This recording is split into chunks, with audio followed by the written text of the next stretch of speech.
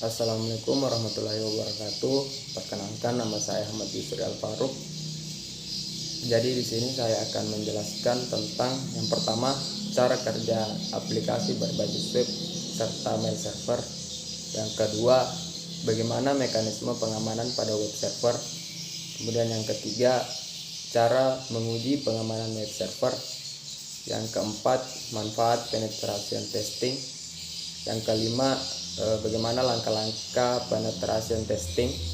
Yang keenam, cara kerja VPN. Dan yang ketujuh, contoh implementasi penggunaan VPN. Nah, langsung saja. Yang pertama itu cara kerja web server dan cara kerja mail server. Yang pertama, cara kerja web server itu satu, setelah terhubung secara fisik, protokol TCP/IP memungkinkan semua komputer dapat berkomunikasi satu dengan yang lainnya. Yang kedua, pada saat browser meminta data web ke server, maka instruksi permintaan data oleh browser tersebut dikemas di dalam TCP yang merupakan protokol transport. Yang ketiga, kemudian dikirim ke alamat yang dalam hal ini merupakan protokol berikutnya, yaitu Hypertext Transfer Protocol atau HTTP. Yang keempat, HTTP ini merupakan sebuah protokol yang digunakan dalam World Wide Web atau WWW antar komputer yang terhubung dalam jaringan di dunia ini. Yang kelima, data yang dipasang dari browser ke web server disebut sebagai HTTP request yang meminta webpack, dan kemudian web server akan mencari data HTML yang ada di dalam kemasan dalam TCP protokol dan dikirim kembali ke browser. Nah, yang kedua itu cara kerja mail server. Pada dasarnya cara kerja utama mail server adalah mengirim pesan atau sending email dan menerima email atau receiving email yang akan melalui 5 tahapan. Tahapan yang pertama yaitu mengirim pesan. Nah, setelah membuat pesan dan mengklik tombol send, MUA akan mengirim email tersebut. Yang tahap kedua, email penerima berkomunikasi server SMTP. Tahap yang ketiga, server SMTP memproses alamat email penerima. Yang keempat, tahap keempat yaitu server SMTP mengirim berkomunikasi dengan DNS. Tahap kelima yaitu email terkoneksi dengan server SMTP. Yang terakhir, tahap terakhir yaitu tahap keenam, yaitu server SMTP menerima memindai pesan masuk. Nah, di tahap ini MUI memindai pesan masuk. Jika ia mengenali domain dan username, pesan akan diteruskan ke server POP3 atau IMAP domain. Nah, selanjutnya ini yang kedua, mekanisme pengamanan pada web server serta mail server. Yang pertama itu instalasi web server secara aman. Nah, langkah-langkah dari melakukan instalasi web server ini, yang pertama, menginstal perangkat lunak web server. Yang kedua, install patch atau upgrade perangkat lunak web server, di mana gunanya untuk mengatasi kerawanan yang telah diketahui. Yang ketiga, menyediakan media storage atau disk secara fisik atau serta secara logik. Yang keempat, hapus atau nonaktifkan layanan-layanan diinstal oleh aplikasi web server. Yang kelima, hapus atau nonaktifkan semua akun login default yang tidak dibutuhkan. Yang keenam, hapus semua dokumentasi manufaktur dari server. Nah, yang kedua dari mekanisme pengamanan web server ini yaitu konfigurasi kontrol akses. Nah, di konfigurasi kontrol akses ini gunanya untuk melindungi informasi yang tersimpan pada web server dari dua perspektif. Perspektif yang pertama membatasi akses dari aplikasi web server Yang kedua, membatasi akses para pengguna melalui kontrol akses. Mekanisme yang ketiga yaitu konfigurasi permission pada aplikasi web server. OS web server ini dapat digunakan untuk membatasi file-file yang dapat diakses oleh proses-proses layanan web server. Nah, kemudian yang keempat yaitu konfigurasi direktori konten web yang aman.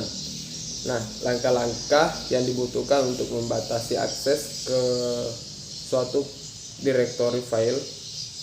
Yang pertama yaitu tentukan suatu hard drive atau partisi logik.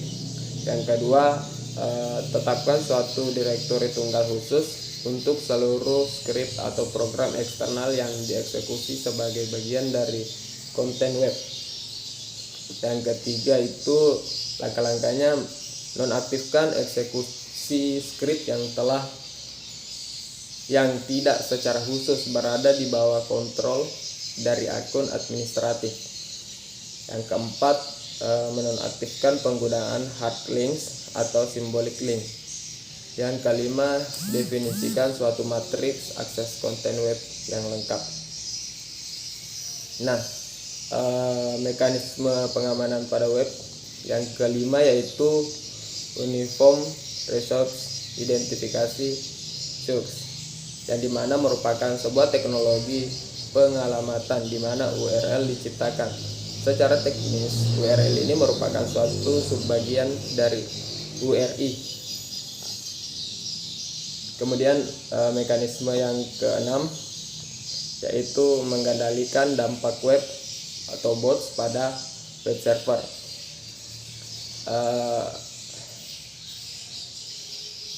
Di mana web bots ini merupakan aplikasi software yang digunakan untuk mengumpulkan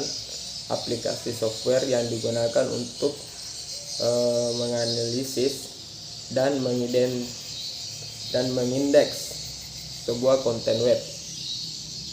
Nah, selanjutnya yang ketiga ini cara menguji pengamanan web server dan mail server. Pengujian keamanan secara periodik terhadap web server sangat penting. Tanpa pengujian tersebut tidak ada jaminan terhadap tindakan protektif yang dilakukan oleh patch pengamanan yang diterapkan oleh administrator web server dan berfungsi sebagaimana mestinya.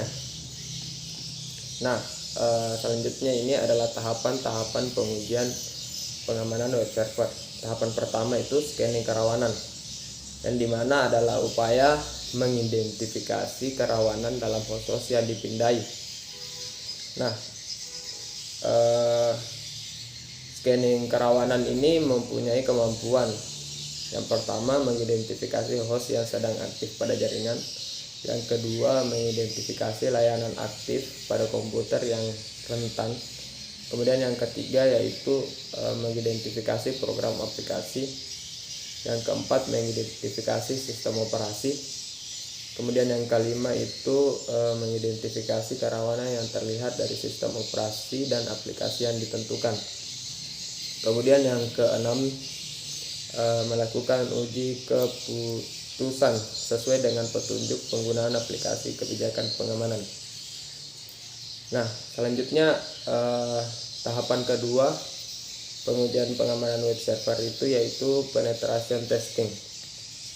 Di mana penetration testing ini adalah uji keamanan di mana para evaluator berupaya memeriksa fitur-fitur keamanan dari suatu sistem berdasarkan pemahamannya serta desain sistem dan implementasinya. Kemudian hal-hal yang perlu diperhatikan dalam penetration testing itu yang pertama yaitu menguji jaringan. Yang kedua, memverifikasi apakah kerawanan tersebut benar-benar ada. Yang ketiga, pengujian dilakukan secara lebih mendalam. Yang keempat, dapat mendokumentasikan bahwa kerawanan tidak hanya bersifat teoritis. Kemudian yang kelima, memberikan rekomendasi yang diperlukan untuk ditangani. Yang keenam, jika memungkinkan adanya pengujian prosedur dari kerawanan faktor-faktor manusia terhadap rekayasa sosial.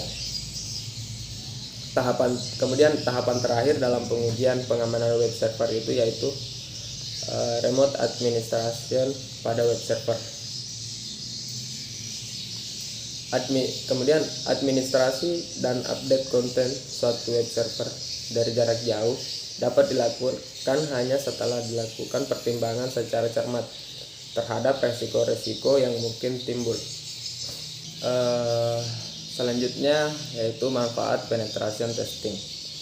Nah, saat ini hampir semua aktivitas keseharian kita dilakukan melalui internet, mulai dari berbelanja sampai urusan perbankan keuangan, bahkan transaksi sehari-hari sebagian besar dapat dilakukan secara digital. Kemudian penetration testing ini sendiri bisa disebut dengan sebuah tindakan pencegahan yang memungkinkan Anda menganalisis status keseluruhan dari lapisan keamanan sistem yang ada. Kemudian adapun manfaat dari penetration testing ini, yang pertama membantu meningkatkan sistem keamanan, yang kedua melindungi data-data penting perusahaan, kemudian yang ketiga membantu menjaga reputasi baik perusahaan. Kemudian langkah-langkah dari penetration testing ini yaitu yang pertama planning dan reconnaissance langkah. Nah, langkah ini adalah langkah pertama dalam melakukan penetration testing, yaitu menentukan ruang lingkup dan tujuan pengujian termasuk sistem yang akan ditangani dan metode pengujian yang akan digunakan. Langkah yang kedua yaitu scanning. Nah, langkah kedua ini adalah memindai target menggunakan berbagai tools yang ada untuk mencari celah keamanan yang bisa digunakan untuk masuk ke dalam sistem. Langkah yang ketiga yaitu gaining access. Nah, langkah ketiga ini dilakukan adalah untuk percobaan menerobos masuk ke dalam sistem setelah scanning yang telah menemukan celah keamanan. Yang keempat yaitu maintaining access. Nah, langkah keempat ini yaitu hak akses yang telah dimiliki oleh penetration testing, apakah tetap bisa menjadi penyerang atau apakah bisa ditutup. Yang keempat yaitu yang kelima yaitu analisis. Nah, langkah kelima ini yaitu analisis di mana hasil penetration testing kemudian dikompilasi menjadi laporan dengan rincian. Yang pertama, celah keamanan yang dapat dieksploitasi. Yang kedua, data yang dapat diambil atau diakses. Yang ketiga, waktu yang digunakan untuk menerobos ke dalam sistem. Yang keempat, informasi base testing ini akan dianalisa oleh penetration testing. Kemudian kita masuk ke cara kerja VPN. Nah, untuk memahami konsep VPN, maka kita perlu ketahui bagaimana prinsip kerja dari VPN tersebut. Pada dasarnya, VPN ini bekerja dengan cara seolah-olah membuat jaringan dalam jaringan, atau bisa disebut dengan tunnel atau tunneling. Nah, tunneling ini digunakan untuk membuat jalur privat dengan menggunakan infrastruktur pihak ketiga. VPN tersebut menggunakan salah satu dari 3 teknologi tunneling, yaitu yang pertama PPTP, yang kedua L2TP, yang ketiga Internet Protocol Security atau IPS. Nah, VPN ini juga bisa disebut dengan perpaduan antara teknologi tunneling dan enkripsi sehingga lebih aman daripada koneksi internet biasa. Nah, selanjutnya ini yaitu remote access, yang dimana adalah sebuah kemampuan yang dimiliki perangkat untuk dapat tersambung dengan resource pada suatu network di tempat tertentu. Hal ini menandakan adanya penggunaan perangkat dan modem pada suatu tempat melalui sambungan kabel telepon lalu terhubung ke suatu perangkat atau server pada network utama di dalam suatu perusahaan. Kemudian remote access ini setidaknya memiliki ada sekitar 5 teknologi yang biasa dikenal di dalamnya. Di antaranya yang pertama 1 FTP, yang kedua VPN atau Virtual Private Network, yang ketiga 1X, yang ketiga IPsec, yang kelima Telnet atau Telekomunikasi Network Protocol. Kemudian kita masuk di bagian ketujuh, contoh implementasi penggunaan VPN dan Remote Resource Access. Nah, berikut ini adalah gambaran sederhana dari contoh implementasi VPN. Dari gambar di atas, implementasi VPN itu terbagi menjadi dua. Yang pertama, di mana VPN ini membutuhkan sebuah server yang berfungsi sebagai penghubung antar PC. Server VPN ini bisa berupa komputer aplikasi VPN, server, atau sebuah router, misalnya MikroTik 750. Dan yang kedua, untuk memulai koneksi komputer dengan aplikasi VPN klien, mengontak server VPN. Kemudian VPN server ini memverifikasi username dan password. Nah, setelah berhasil, maka VPN server memberikan IP address baru pada komputer klien, dan selanjutnya sebuah koneksi atau tunnel akan terbentuk. Mungkin cuma ini yang bisa saya sampaikan. Sekian dan terima kasih. Apabila ada kurangnya mohon dimaafkan. Saya dengan ucapan assalamualaikum warahmatullahi wabarakatuh.